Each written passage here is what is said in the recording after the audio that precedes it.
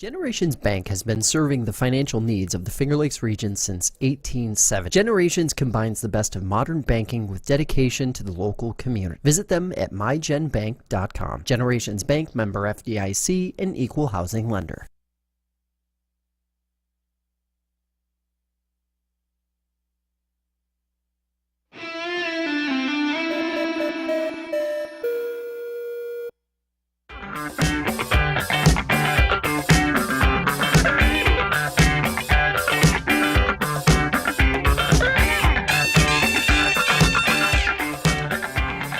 Everybody, happy Thursday. Welcome into the FL1 Betting Preview here on FingerLakes1.com. Paul Russo, Jim Sinicropi, and Kyle Evans here with you. Be looking back at our Week 18 bet card. Previewing Super Wild Card Weekend, and making our picks for those days. So, guys, got the Thursday here.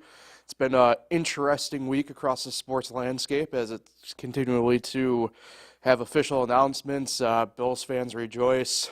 The Wicked Witch of the East is officially dead, I guess. Mike Vrabel will end up in New England, I bet. Yeah.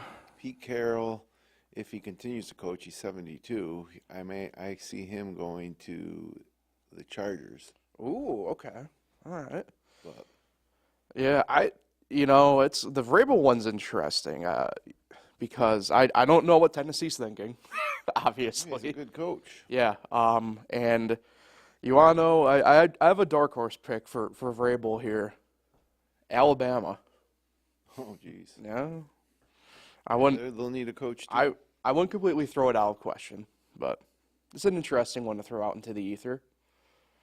But Kyle, you're obviously really the Bills fan out of all three of us in the room here, really. So officially, that era of New England Patriot football done, and for your Bills, certainly the end of having to deal with Belichick, obviously.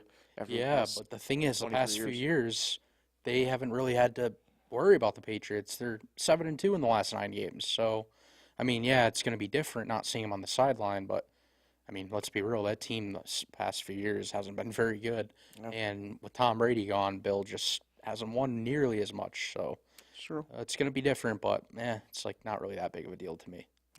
I heard that Saban retired because he does not want to recruit against Fran Brown. I'd love for that to be the case. That'd be fantastic. You kidding me? But yeah, who knows? Fran apparently was at the basketball game last night and was apparently, and I don't know, FaceTiming a high-end, allegedly 5-star defensive back from the GMA Dome. So I don't know. I don't know if the validity of that's actually checking out. But I believe it. Right now, whatever Fran Brown is, wherever he is, he's recruiting. I can guarantee. Does he ever sleep? That's a good question. It's a fair question. He's always doing something. Yep. Yeah. So I love it. Yeah. All right. Speaking of loving it, it's safe to say, looking back at our Week 18 bet cards, two of us loved the week. Jim, unfortunately for you, I can't say that you loved the week though. And having such a good year until the past 2 weeks, but that's the way it goes. Yeah, I was with you on the Washington bet there elsewhere, but. Well, the national championship game was kind of silly. I mean, the first 2 touchdowns Michigan scored, they ran it, and once he got into the secondary, he wasn't even touched. That's like, to me, is like, wake up, guys. You didn't come ready to play. Like, you're looking around at the crowd or whatever, you're not ready to go. And after that, after those 2 scores, it was really more of Washington having the advantage, although Penix did miss a couple. There was a couple drops and there was a couple misses that were really game changers. Yeah, no, definitely. Disappointing for sure, but that's the way it goes. You get hot and you get cold. And I have found that when I get cold, I like to just step away for a week, not bet at all, and then come back fresh. But in the podcast here, we can't do that. We have to deliver new picks every week. Yeah, but I don't know. The Patriots one was, I feel, the tougher one of the other two, only because of the weather, and at that point, it just becomes such kind of a toss-up. I wasn't expecting that weather when we made the pick last Thursday. Right. But He should have, because the forecast for this week's games are out, and it's going to be crazy. In Buffalo and in Kansas City. Yeah. It's going to be great. Yeah. Meanwhile, Kyle, you now have the official foothold of number 1 again at the moment, banging out a 3-for-3 week. Yeah, but the Bills were scary at, trailing after third quarter. Buccaneers won 9-0. Texans. I thought I had the Bucks last week. I guess not. I bet them. Yeah, I think it was the week before we both had them. Yeah, I bet them not on the show, but apparently they weren't one of my picks. Yeah. Yeah, and then the Texans held on and won by 4 against the Colts. So, yeah, I think that's my second 3-0 week. I went up and added up all my wins and losses. I finished 30-24-1. Not bad. Yeah. So, here we go, playoff time. Not bad for the novice, quote-unquote, of the group here. And my solid 2 bank, we were able to double it up last week. I can't complain at that rate. So, yeah, same thing. Me and you, Kyle, we wrote on those 2 picks and went to the promised land with them. So on to the Super Wild Card week. Yeah, this is one of the best weeks. Well, as some would argue, next week is better for football fans, but really they're all great right up through the championship weekend, AFC and NFC. I mean, it's really good stuff. The NFL is such a great league. Yeah. So it's an interesting discussion. I do want to pose a question to you guys before we get into the games themselves. We're now in year 2 of this setup. 2 games Saturday, 3 games Sunday, 1 on Monday night. Personally speaking, I prefer 3 on Saturday and 3 on Sunday for the playoffs. I guess I get it, right, because there's the monetary element of it. But, yeah, at the same token, I don't know. I liked having football just 1, 4:30, 8:15 on kind of each day. You had something to really look forward to, especially for people like me who really enjoy college football, for example. No more college football either in that element, so kind of takes away the early window of football viewing. PGA Tour's back if you want to watch some golf. Well, the Century, last weekend was fun at least. But I mean, for me, I know that usually on Sunday I can watch football from morning to night. Where Saturdays it's iffy. You got to get some stuff done. Sometimes go out to dinner or have plans on Saturday night. So when games are on Saturday, I can't always guarantee I'm going to watch them. I'll follow them on my phone, obviously, but games on Sunday are generally guaranteed that I'll be able to settle in and watch, football from the first game till the end of the Sunday night game. Yeah, I guess for me, Monday night's cool because, I mean, Monday in sports, there's not really much going on. So having a Monday night football game is nice.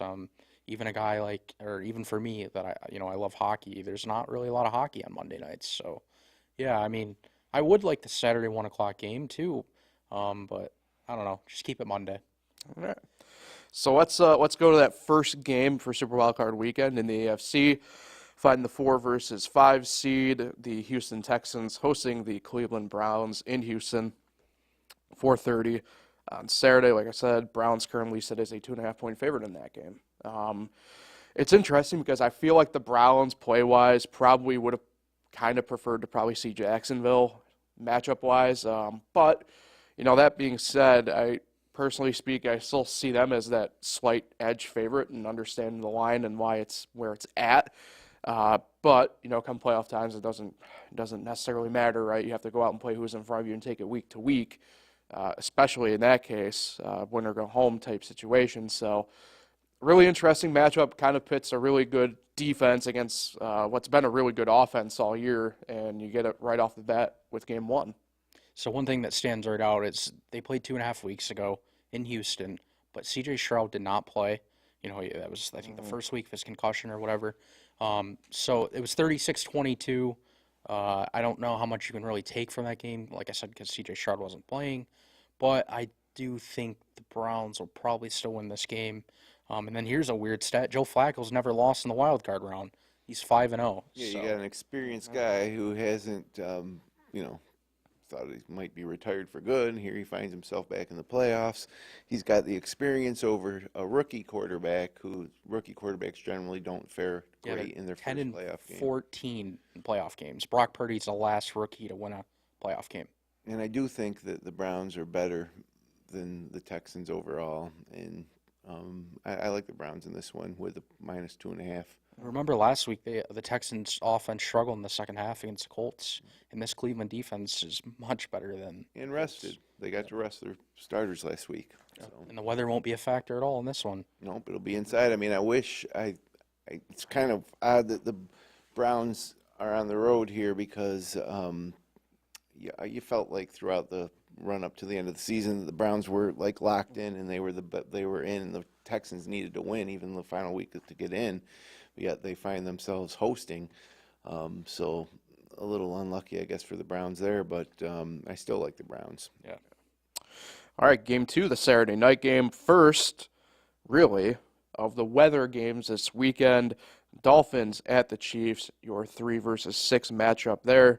Chiefs, obviously, the AFC West champions against wildcard 2 Miami. Kansas City sitting at a 4.5-point favorite right now. But -15 wind chill. yeah, actually, I saw some before we went live too. Even like they're predicting actually even colder potentially on the wind chill front than even that. You got to figure that favors the Chiefs. Yep. Yeah, I mean, in theory, and I don't want to really dip into this too much because the next game coming up with the Bills Steelers is also a weather game. But to me, like, I do like in that essence do think the Chiefs have like a slight edge because of like the geographic portion of this. But, one thing I don't think a lot of people kind of realize is like the weather games are always still like a little bit of a toss-up in a way because let's think about, especially in this game, for example, with the wind, like if a team has the ball at just the right moment when the wind dies down for like 30 seconds and they're able to do something that the other team can't, like that could be the determining factor in a game. So it makes for an interesting dynamic, as we all know, when these games happen. I don't know, again, Tua's first playoff game, right? Second. Yeah. Because they played the Bills last year. Oh, yeah, you're right about that, yeah. And that was in Buffalo where it was cold too, probably, wasn't Yeah, I have a stat. Miami's 0-10 in games 40 degrees or less since 2017. it? Yeah. Give me the So- Chiefs. Give me Patrick Mahomes in the playoffs and the Chiefs. That's all I need to know. So even when it's like 36, they've still found ways to lose in the last 6 years, which is just a weird stat. I know they're from Florida, but can't get one win there in a cold game. So kind of weird. But yeah, I think I'm going to lean with the Chiefs, but I'm worried about that 4.5. I feel like it might finish like a 4. The Chiefs aren't that good. Yeah. The Dolphins certainly aren't looking too good lately either. Yeah. True. And, yeah, like I said, for me, you're talking Patrick Mahomes in a home playoff game. I'll take the 4.5 in the Chiefs. I would like it 3.5, but maybe it'll I think move it's easy. more. If I'd go down to 3 if that was the case. I don't like 3.5. I'd rather have 3. Yeah.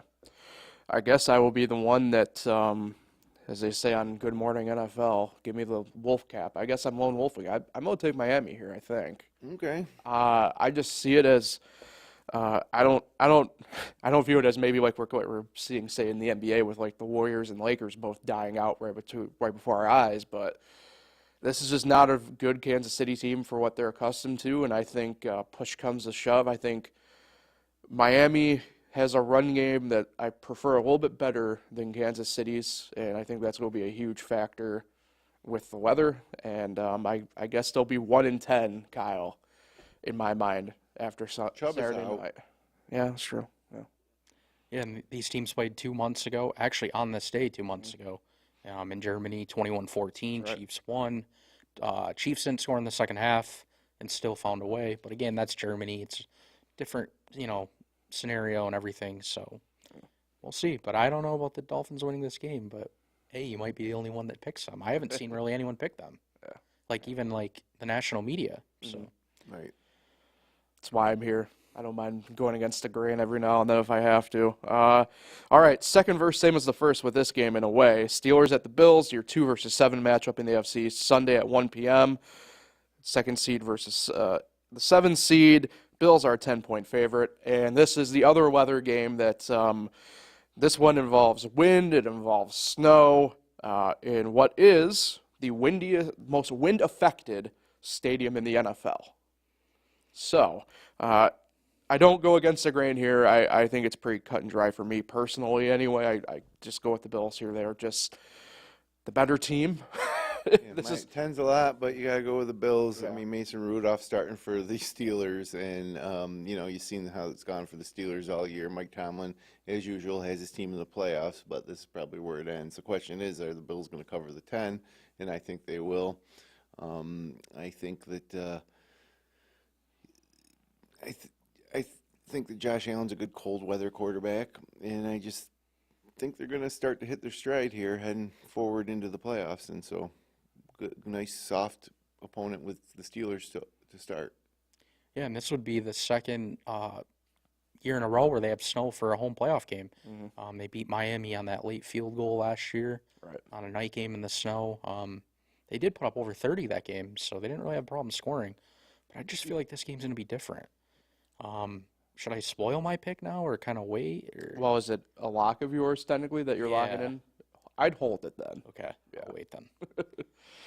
Personally speaking, in that sense. Yeah, I mean, I know I'm not going to have anything really on this game outside of what I'm going to say here, but I'm with you, Jim. I think the Bills are going to get this thing done. It's funny because, I mean, some who do know me, right? Like, I went to college in Western Pennsylvania. Pittsburgh's not completely unaccustomed to say this type of weather, right? But this is where the Mason Rudolph element comes in. Sure, he has no interceptions in the few games he's had and everything, but he's only averaging like 6 yards a pass. And if you're going to need to throw the ball, you're going to have to do more than just a dink and dive downfield type thing if that were the case. And I just don't see them getting it done. Just one of those things where I think the Bills are just like I said, that much better, and they've shown it, especially the past few weeks. So that's the case there. All right, the second game on Sunday. Go back to the NFC, I guess we start in the NFC here because the final three games are all NFC games. Just realized that.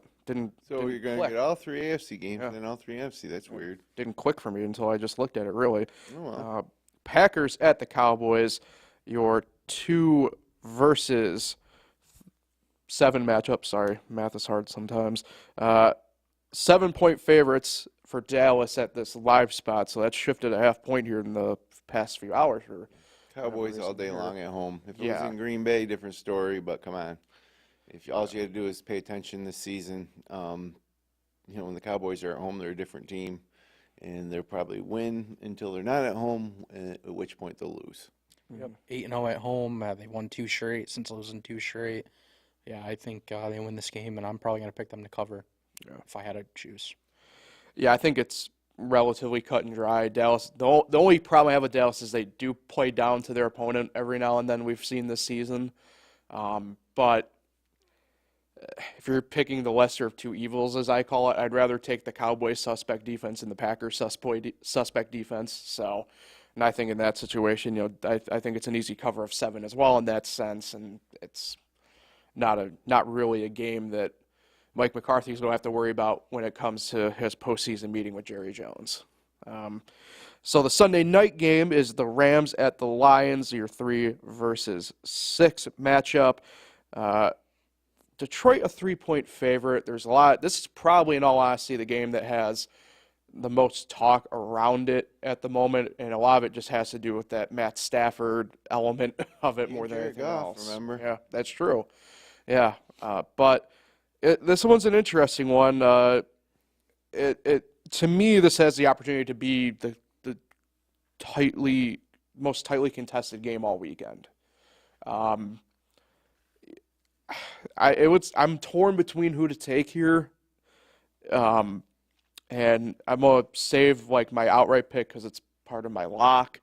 But I think this really does have the opportunity to come down to that whoever has the ball last type scenario in my mind. I don't feel comfortable picking this one, but if you held the gun to my head, I would take the Lions. Mm-hmm. But, both of these teams are dark horse Super Bowl contenders. I think that both these teams could actually surprise and make a deep run and maybe make a game of it in San Francisco. But yeah, I don't know. This is a tough one. Yeah, for me, it's just scary because the Lions' defense. We've seen them.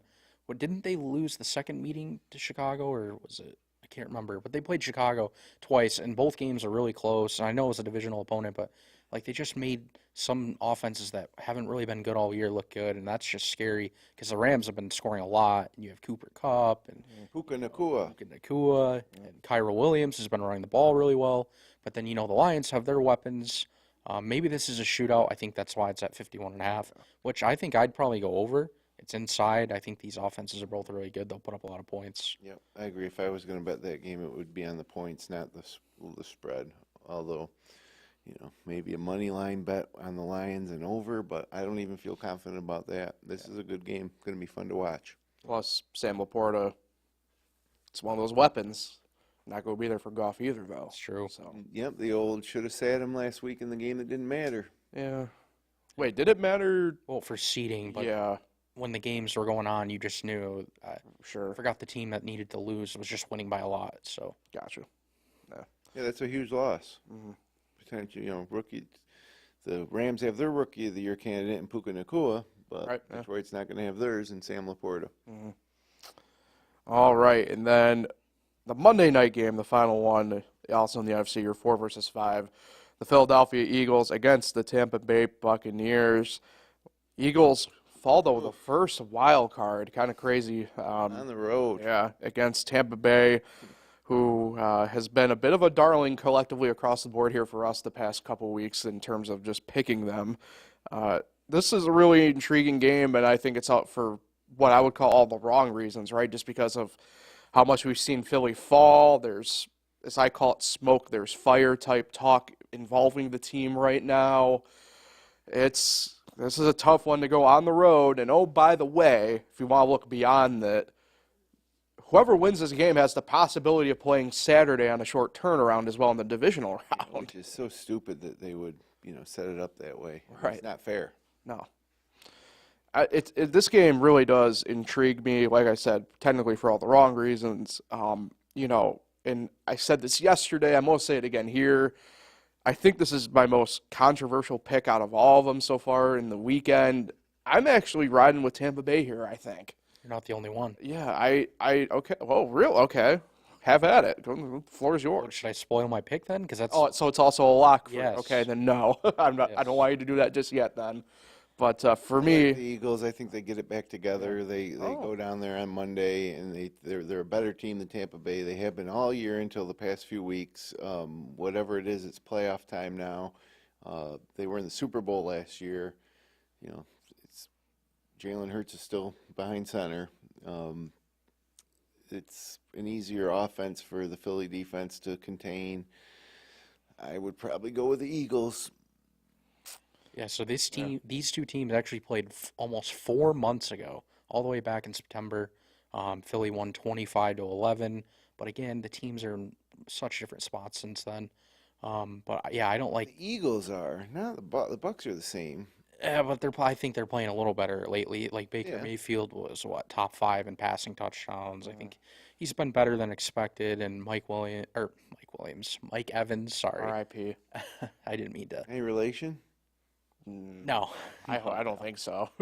I said Mike Williams. I was thinking Chargers. I don't know why I was thinking that. Oh, you're thinking that Mike Williams? Yeah. Oh, I messed up. Thinking the old Syracuse wide receiver that played for Tampa? correct. Yes. Well, yeah, I don't know. I don't like the Eagles' defense, even against the Giants 2 weeks ago, didn't look good. I don't trust Eagles' defense at all, regardless of who they're playing. And the offense is struggling too, so yeah, it makes me pick Buccaneers. Yeah. Yeah, and Matt Patricia calling the shots now for the defense. I got a lot of questions involving that Philly team, man, and it's just. And who's the guy that left and was seen in a walking boot? Which receiver was that? Was that Devontae Smith? Oh, that was A.J. Brown. After last week? Yeah. Yeah. So I don't know. I'm just feeling Tampa Bay right now. Yeah, and Jalen's finger going the complete opposite direction of the way it should. Remember, what is it? Should it be a 4 or 5 game losing streak for them if they would have Yeah. lost to Buffalo in overtime? Yeah. Well, no, they did beat the Giants in there, but yeah. Yeah, I mean, they were the team that I think we were sitting here a month ago even saying so that they were this kind of juggernaut, right? And since then, it's been I've seen worse falls, but none quite like the way the Eagles have done it, though.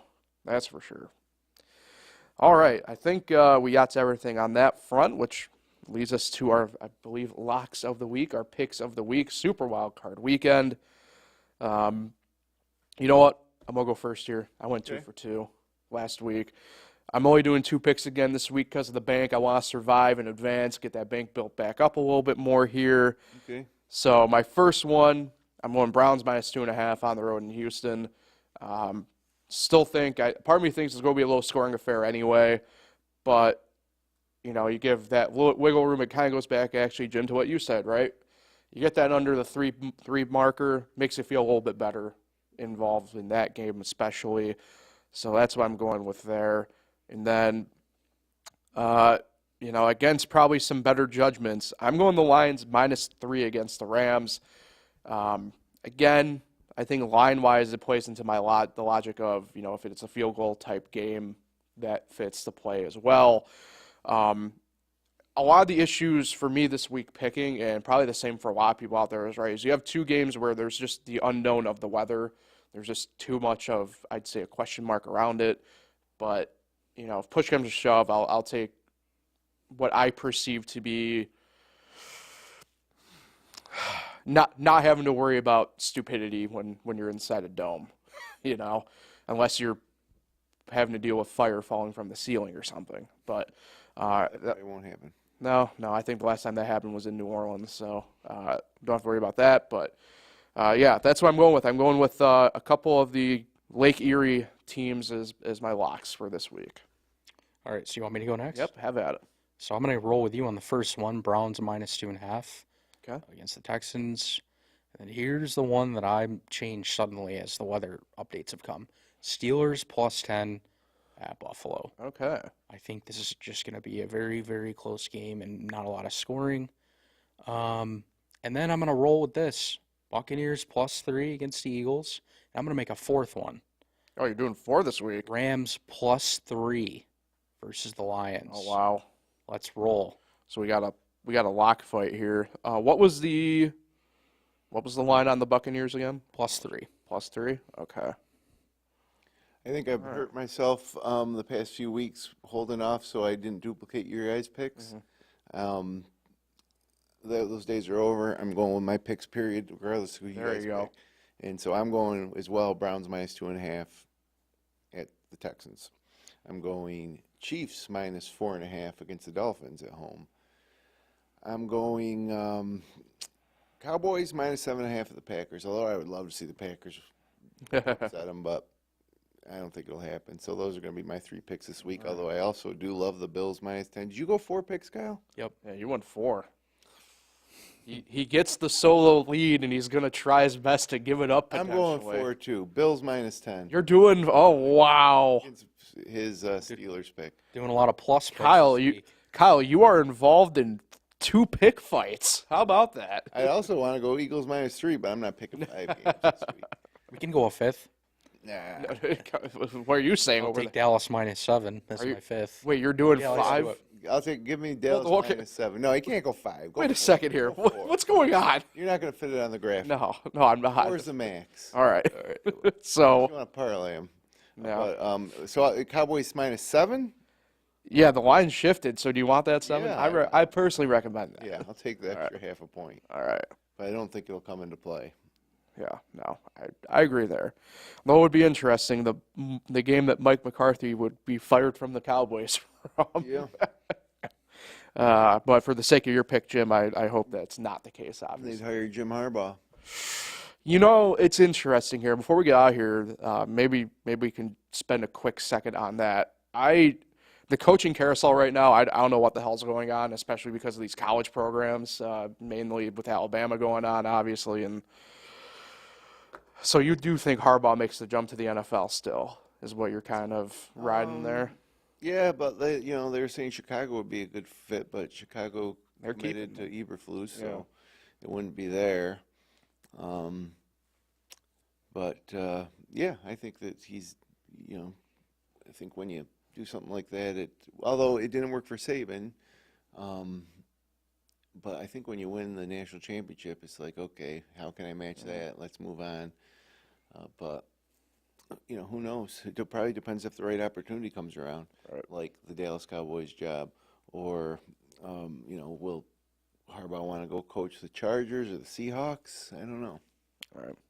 Yeah, I don't know. The way I was dead set on him going to the NFL until really, I guess, two key factors happened this week. Mainly that Chicago job, they're keeping Eberflus for another year. But his comments post-game after the win to SportsCenter just made me, the way he was saying with the conviction he did, kind of made me feel like he's staying in Ann Arbor at least for one more year. So, I don't know. Yeah, it'll be interesting. I really don't care what he does. Yeah. Yeah, but yeah, there's going to be a lot of shifting going on this in the coming days because of there's a lot of good jobs across a couple of different levels of football that are officially available, and I would imagine if some of these coaches, if they have good enough agents, they'll either go get a really good payday from all those institutions or teams, or get a pay raise at their current job because of it. There's going to be an opening in Buffalo if they go and lose to the Steelers. Oh. Yeah, there probably would be. Seriously, I really think if they went and lost to the Steelers at home in the wild card round, Sean McDermott might be on. Is this where I have a hot take? Let's hear it. Go ahead. I think, barring a Super Bowl win, I don't think he's back next year. Really? Yeah, I don't think so anyway. I don't know. Yeah, I could be wrong. Obviously, that's happened more times than I've been right. But yeah, they have went backwards. Yeah, I feel like they've just kind of plateaued with him at the helm, and something's got to change. Well, you know what? With these coaching changes, I don't like it. Like, you got your guy, you stick with him. When you fire your coach, it's like you're resetting, and the Bills don't need to reset. To me, what would lead to a coach being fired is if he loses his locker room. Do the players still respect him and like to play for him? Then So you mean to tell me not what Dennis Allen had happen in New Orleans this past weekend? Well, I think that's something that would make an owner look at firing a coach. Yeah. You want your players and your coach on the same team. If the players are behind the coach, you want to fire the coach and bring in a guy that, and like I say, reset. Everything changes then. Even more so in college, I think people are too quick to get rid of coaches. Although in the case of Fran Brown coming to Syracuse, that changes everything. Goddamn right. It's obviously worked out pretty good so far. Yeah. Before we get out of here, Sure. Jalen Hurts just spoke to the media and said he hasn't thrown a football since his finger injury. Oh, that's right. I forgot he hurt his finger. Yeah. Wow. I know they don't play till Monday, but you haven't thrown a football and it's Thursday, and you're not going to throw one at practice today? What if I could interest you in Marcus Mariota versus Baker Mayfield in the NFL playoffs? Who would have thought? Hey, I tell you what, there is one injury in the NFL or any sport really. Those finger ones, for whatever reason, are for me, man, like the grossest. I don't know why, but anytime they show it, it makes me cringe. Especially if you're a quarterback. Yeah. That Dak Prescott injury, what was it, a couple years ago now? Right. That was pretty ugly looking. Yeah, I don't know. It's one of those things where I think, because I remember watching, for example, the Kevin Ware injury live back in 2013, which is quite the thing to say. But, yeah, whenever I see a finger, I think it's just because you know which way a finger is supposed to go. When I see a finger just not going that way for me, it's like I literally run the opposite direction. I can't. I'm sorry. We should probably end and escape on that note. So good luck, guys. And good luck to everybody else this weekend. Enjoy the games. Yes. We got, this is the final, I guess, quote-unquote, packed slate of football we got the rest of the year. Yeah, that's really right. So not even full slate, You're only talking, there won't ever be games going on at the same time. Right. But the games do get better. Like I say, next week is probably the best week for really good games, and then you move ahead to the championships. But yeah, this is a full weekend of football, NFL football. It's easy to not get sad when it goes away because we're closer to spring. Right. Yeah. So. Well, then you have the United Football League this year to look forward. Oh yeah, can't wait. We'll probably continue this podcast and pick those games. Yep, can't wait to pick the Birmingham. I don't know what they are. Who knows? Anyway, Stallions. I guess yeah. How about they would be the Stallions. Yeah, So, hey, no, I'm more of a Houston Gambler guy, if I'm being completely honest. Or Denver Gold. Now I'm just going way into a Rolodex that we should definitely for sure leave on. So good luck, guys. Yep. Good luck, everybody. Hopefully you are in the green like we are at the end of the weekend. We will rejoin everybody again next Thursday. Good luck. We'll talk with everybody then.